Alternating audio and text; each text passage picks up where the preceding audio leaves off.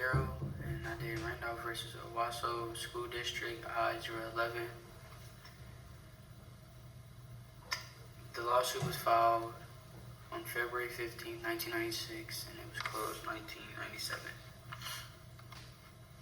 The case overview.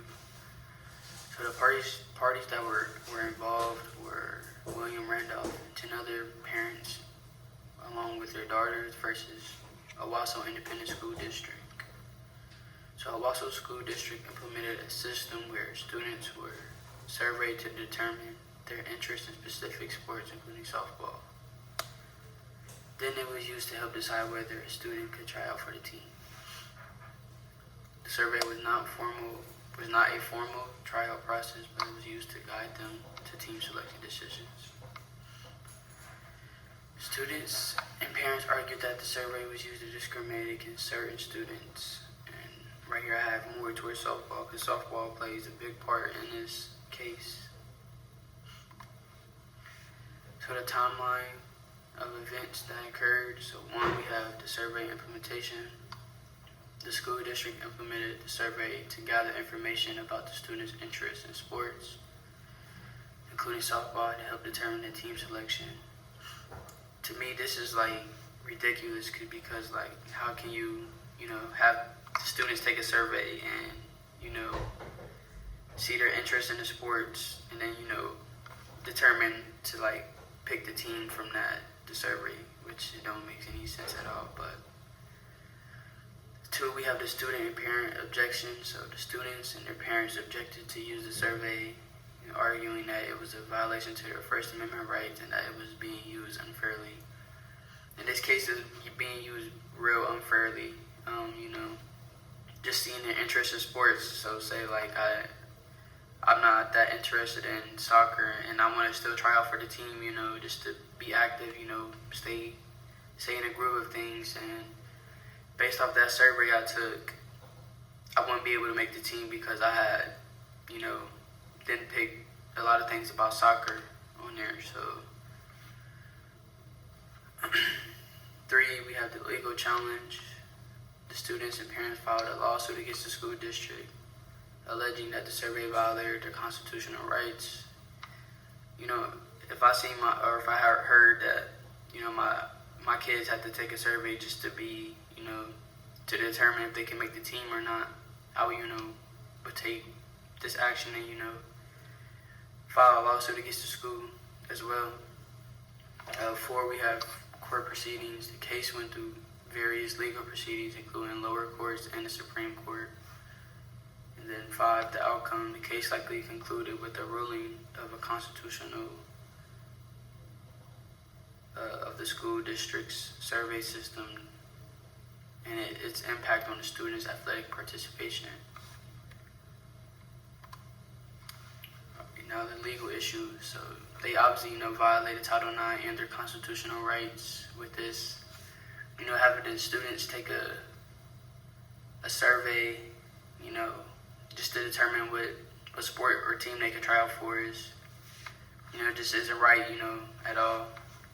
They violated Title IX also as well, because the way they did the softball team, the girls' sports there as well, it just wasn't equal at all. So they violated Title IX. So this case primarily involves Title IX. The father of one of the students, Randolph, sued the school district because the school was not providing equal athletic opportunities for the girls compared to the boys. So as I was saying about the softball, the baseball team got new upgrades to the field, new uniforms, new everything. When the softball team, they needed upgrades to the field, they needed new uniforms. Some of them either too big, too small, didn't fit everybody. So that's where Title IX, comes in the play.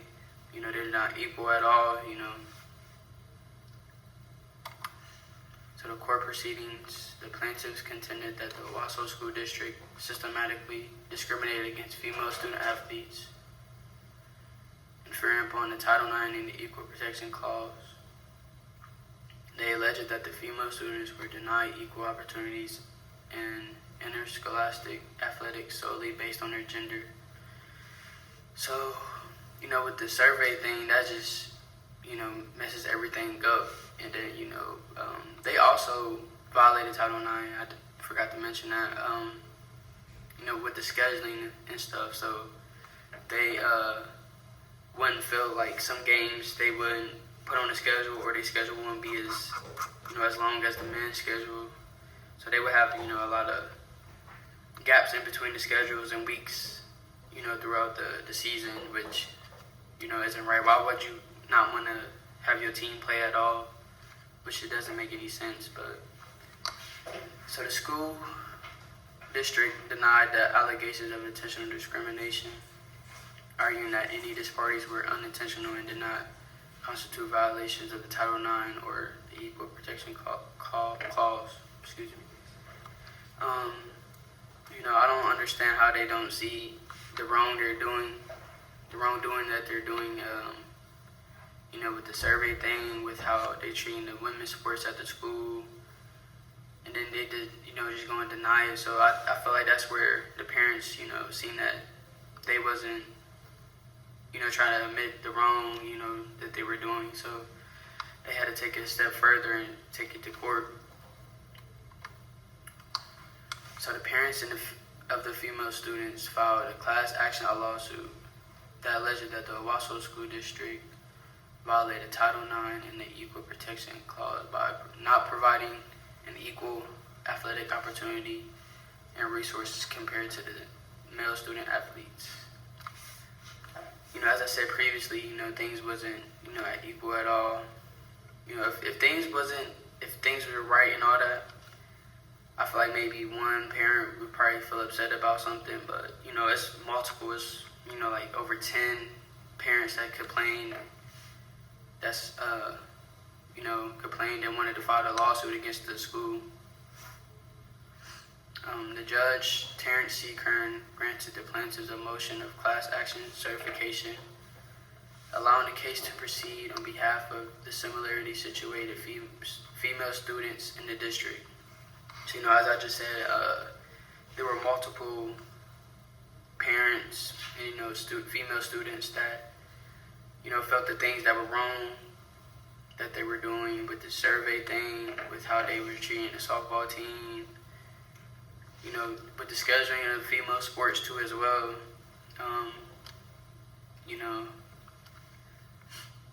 I will feel the same type of way. So the parties came to agreement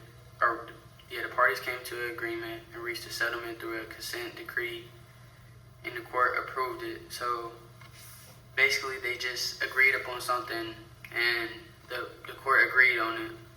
And so they have requirements that need to be met on this. So they conduct surveys to assess female students' interest in sports. So they, get to see, they went to do the survey thing again to see what they want better for the sport, and things that need to be done, and things basically what they want to be done for the sport. Then two, they encourage the coaches to schedule the maximum number of games permitted. This one is, they would just want to have a full season. Before they would have a couple games here, then a whole gap in between the season, and then a couple more games, and then the season is just over. So I feel like, I would want to have my full season too, just like in football. Say we play 6 to 4 games, and then, that's it. That's our season. Where compared to playing a full season, where it's 10 games, you get a bye week, so about 12, 13 weeks, including, the preseason. But yeah, so 3, they had to provide a consent efforts to offer intramural opportunities for the 7th and 8th grade girl students. And then 4, they had to build a new softball field. As I was saying previously, they softball field wasn't the greatest, and they needed upgrades to that. So I feel like that was a good requirement for them to have. So the final outcome was settled through a consent decree approved by the U.S. District Court on October 2nd, 1996. The case did not result in a formal judicial decision, so there was no vote because it was settled through a consent decree. So, as I was saying previously, they had the requirements they had to meet. Both of the parties came to agreement. They had to go through the requirements they needed and, needed to be done, and they did those things in order for everything to be right and to proceed on with the school. Excuse me. The impacts on sport industry. So the short-term effect, increase the awareness of Title IX. So schools, after this case, schools can see, if they're doing their female sports wrong, if they do something for the men's sports, they have to do it for the women's sports, and keep everything equal. Don't want to have anything, different, as Owasso School District did. So, as I just said, the schools officials will become more aware of, failing to prepare for equal opportunities for both men and women's sports. Long-term effects, the model for voluntary compliance, with them selling with the consent decree, it could be a template for other districts to resolve Title IX complaints without, going to court and things like that. Making it a big case. Sometimes, you could, things going too far, you have to, take it to court. You want to file a lawsuit or things in that order. But, if they can just come to an agreement, have requirements that need to be done, and they do those things, that could save a lot of time. Instead of going to court, going to trial, having to win a court case and things like that. So then another thing is the empowerment of parents and students. It contributes to a growing trend of grassroots activism for equal treatment in school programs, with the parents seeing what the kids can't, saying something about it can help, stop the little things, just like in this case, all the parents are filing a lawsuit against the school because, how they were treating the women's sports at the school.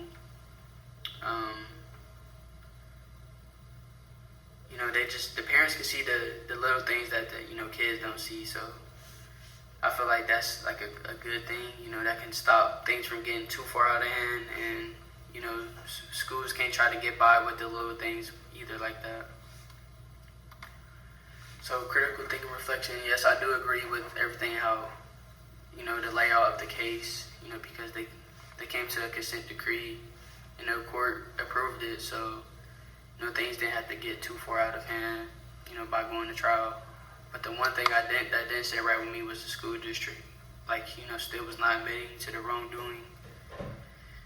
It was in plain sight that they were doing the female sports wrong in their school, having them fill out surveys, doing the softball team, how they did, giving the baseball team new uniforms when knowing the girls softball team uniforms needed to be renewed.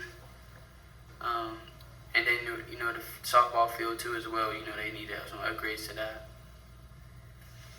I wouldn't do anything different about the case. I believe things went smoothly for both parties. Everything was good for each of them. They didn't, have to go to trial or anything like that. My personal perspective, my personal view over the case is in favor of the plaintiffs. The way the school did the women's sports is wrong, and they know they were wrong. And if I was one of the parents, I would do the same, as Randolph did. I would want to file a lawsuit against them. I wouldn't want my daughter to be treated differently because this, she's a girl and she's playing in this sport. If they do something for the men's sports, do the same for the women's sports. We keep it equal. We want to keep things fair.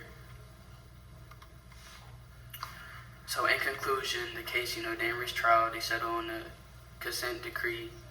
Owasso did not violate Title IX, but they didn't admit to the doing. They even tried to appeal it, but they weren't successful at all. At the end of the day, they were wrong for how they treated the women's sports at their school and should own up to their wrongdoing. and they can, learn from this mistake, do better for the school. They want to keep the school district good, and, so they should learn from this mistake and keep things good. Here are my citations, and I want to say thank you for, teaching me these things in class. I learned a lot from this class, and, I will use all these things later on in the future. Thank you.